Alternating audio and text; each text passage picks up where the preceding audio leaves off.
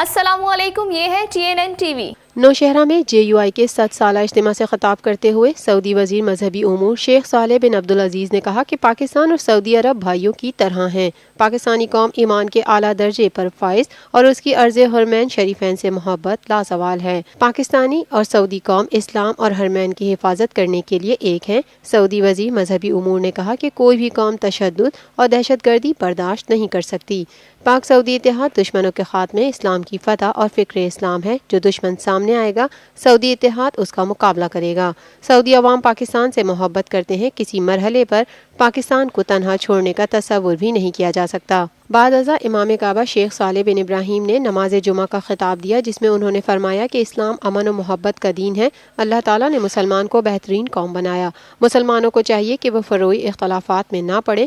قرآنی تعلیمات اور رسول اللہ کے اسوہ حسنہ میں ہی فلاح ہے۔ قرآنی تعلیم ہے اللہ کی رسی کو مضبوطی سے پکڑو اور تفرقے میں نہ پڑو۔ تمام مسلمان فرد واحد ہیں۔ دیکھتے رہیے تازہ ترین خبریں اور exclusive reports. Lotus Lake Towers, a groundbreaking endeavor by Lotus Properties.